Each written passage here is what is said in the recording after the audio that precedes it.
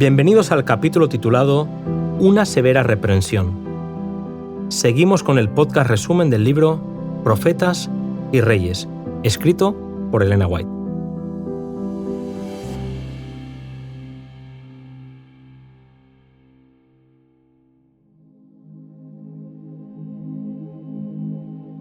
Durante un tiempo, Elías fue sustentado milagrosamente en las montañas donde corría el arroyo de Querit.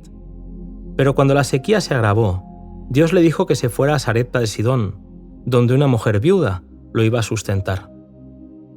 Aunque aquella mujer no era israelita y no había disfrutado de los privilegios y dones de Israel, creía en el Dios verdadero. Su hogar estaba azotado por la pobreza y el hambre apremiaba. Elías llegó el mismo día en que aquella mujer temía verse obligada a renunciar a la lucha para sustentar su propia vida, pero su fe hizo que estuviera dispuesta a entregar al profeta lo poco que le quedaba.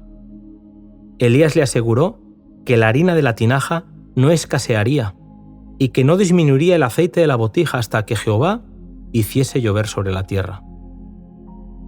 Aquella era una mujer de fe. No podría haberse exigido mayor prueba de fe. Hasta entonces, la viuda había tratado a todos los forasteros con bondad y generosidad. En ese momento, sin tener en cuenta los sufrimientos que pudiesen resultar para ella y su hijo, y confiando en que el Dios de Israel supliría todas sus necesidades, dio esta prueba suprema de hospitalidad, priorizando la atención a su huésped. Dios recompensó su fe y generosidad. Poco tiempo después, el hijo de aquella mujer se puso enfermo y murió.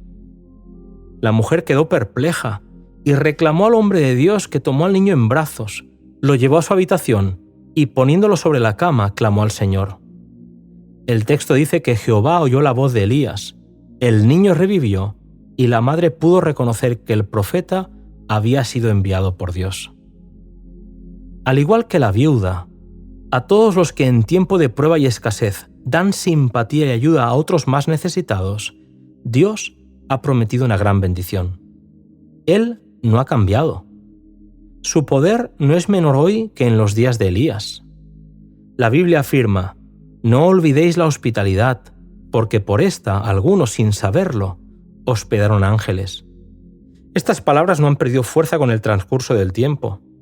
A sus siervos fieles de hoy dice Cristo: el que os recibe a vosotros, a mí me recibe, y al que a mí me recibe, recibe el que me envió. Ningún acto de bondad realizado en su nombre dejará de ser reconocido y recompensado. Durante los largos años de sequía y hambre, Elías rogó fervientemente que el corazón de Israel se tornase de la idolatría a la obediencia a Dios. Pacientemente aguardaba el profeta la reacción de su pueblo, mientras que por todos lados se veía sufrimiento y escasez. Solo le quedaba seguir orando con fe y aguardar el momento de una acción decidida. La apostasía que prevalecía en el tiempo de Acab era resultado de muchos años de mal proceder. Poco a poco, año tras año, Israel se había estado apartando del buen camino. Generación tras generación había rechazado enderezar sus pasos desde que un siglo atrás, bajo el gobierno de David, Israel había unido gozosamente sus voces para elevar himnos de alabanza al Altísimo en reconocimiento a su poder creador y sustentador de todas las cosas. Israel había tenido abundantes ocasiones para regocijarse. Desde su salida de Egipto, habían gozado de una tierra donde nunca habían necesitado sufrir por falta de lluvia. Así, se les había prometido en su peregrinación. Si obedecían, la lluvia no faltaría. Dios se les había presentado como aquel que puede cerrar los cielos para que no haya lluvia, y les había pedido que fueran fieles a sus mandatos, poniendo sus palabras en su corazón y en su alma. Sin embargo, con el transcurso de los siglos, la apostasía había transgredido toda barrera de la gracia divina. Por amor a su pueblo, Dios permitiría caer sobre Israel los castigos más severos. Ahora, Elías había anunciado que no llovería, y con el paso de los años, seguía sin llover. Acab y Jezabel no cesaron en su empeño por dar con el profeta, pero éste permanecía oculto a pesar de su esfuerzo por acabar con él. Mientras tanto, no llovía. Al fin, pasados muchos días, Dios le ordenó al profeta que se mostrase ante Acab. Por aquel entonces, el rey había salido con Abdías, gobernador de su casa, para encontrar agua para sus rebaños, pues estaba muy preocupado por la situación. En el camino, Abdías se encontró con el profeta. Abdías había permanecido fiel a pesar del pecado de su señor.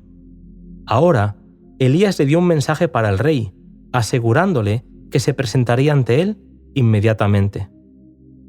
Con asombro mezclado de terror, el rey oyó el mensaje enviado por el hombre a quien temía y aborrecía, a quien había buscado tan incansablemente. ¿Qué le diría esta vez el profeta?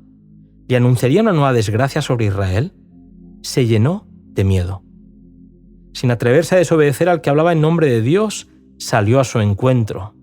Frente a Elías, parecía carecer de virilidad y de poder y con temor preguntó: ¿Eres tú el que alborotas a Israel? Elena White afirma que es natural que el que obra mal tenga a los mensajeros de Dios por responsables de las calamidades que son el seguro resultado que produce el desviarse del camino de la justicia. Los que se colocan bajo el poder de Satanás no pueden ver las cosas como Dios las ve. Cegados por el pecado, se niegan a arrepentirse, consideran que los siervos de Dios se han vuelto contra ellos y que merecen la censura más severa. Elías no intenta disculparse, ni tampoco procura eludir la ira del rey, dándole la buena noticia de que la sequía casi terminó. Él no tiene por qué disculparse. Lleno de indignación y del ardiente anhelo de ver honrar a Dios, afirma: «No he sido yo, sino tú y la casa de tu padre, dejando los mandamientos de Jehová y siguiendo a los Baales». Hoy también es necesario que se eleve una reprensión severa, porque graves pecados han separado al pueblo de su Dios. La incredulidad se está poniendo de moda rápidamente. Los suaves sermones que se predican con tanta frecuencia no hacen impresión duradera. La trompeta no deja oír un sonido certero. Los corazones de los hombres no son conmovidos por las claras y agudas verdades de la palabra de Dios. Son muchos los cristianos profesos que dirían, si expresaran sus sentimientos verdaderos: ¿qué necesidad hay de hablar con tanta claridad? Se les podría preguntar qué necesidad tenía Juan el Bautista de decir a los fariseos: «Oh generación de víboras, ¿quién os enseñó a huir de la ira que vendrá?». El precursor de Cristo perdió la vida por hablar con claridad. No evitó el desagrado de los que vivían en pecado. Y Elena White dice que así han argumentado hombres que debieran haberse destacado como fieles guardianes de la ley de Dios, hasta que la política de conveniencia ha reemplazado la fidelidad y se ha dejado sin reprensión al pecado. ¿Cuándo volverá a oírse en la Iglesia la voz de las reprensiones fieles? Es muy raro que se oigan en los púlpitos modernos o que se lean en la prensa pública palabras tan inequívocas y claras como las dirigidas por Natán a David. Si no escasearan tanto, veríamos con más frecuencia manifestaciones del poder de Dios entre los hombres. Y concluye diciendo: «Los mensajeros del Señor no deben quejarse de que sus esfuerzos permanezcan sin fruto, si ellos mismos no se arrepienten de su amor por la aprobación, de su deseo de agradar a los hombres que los induce a suprimir la verdad». Los ministros que procuran agradar a los hombres y claman «paz, paz», cuando Dios no ha hablado de paz, debieran humillar su corazón delante del Señor y pedirle perdón por su falta de sinceridad y de valor moral. No es el amor a su prójimo lo que los induce a suavizar el mensaje que se les ha confiado, sino el hecho de que procuran complacerse a sí mismos y aman su comodidad. El verdadero amor se esfuerza en primer lugar por honrar a Dios y salvar las almas. Los que tengan este amor no eludirán la verdad para ahorrarse los resultados desagradables que pueda tener el hablar claro. Como mensajeros designados por Dios, los ministros ocupan puestos de tremenda responsabilidad. Deben trabajar en lugar de Cristo como dispensadores de los misterios del cielo, animando a los obedientes y amonestando a los desobedientes. Las políticas del mundo no deben tener peso para ellos. No deben desviarse de la senda por la cual Jesús les ha ordenado andar. Deben ir adelante con fe, recordando que los rodea una nube de testigos. No les toca pronunciar sus propias palabras, sino las que les ordenó decir uno mayor que los poderosos de la tierra. Dios llama a hombres como Elías, Natán y Juan el Bautista, hombres que darán su mensaje con fidelidad, independientemente de las consecuencias, hombres que dirán la verdad con valor, aun cuando ello exija el sacrificio de todo lo que tienen. Dios no puede usar hombres que en tiempo de peligro, cuando se necesita la fortaleza, el valor y la influencia de todos, temen decidirse firmemente por lo recto.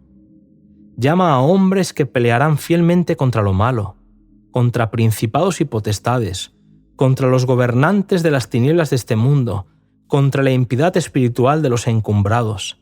A los tales dirigirá las palabras: «Bien, buen siervo y fiel, entra en el gozo de tu Señor».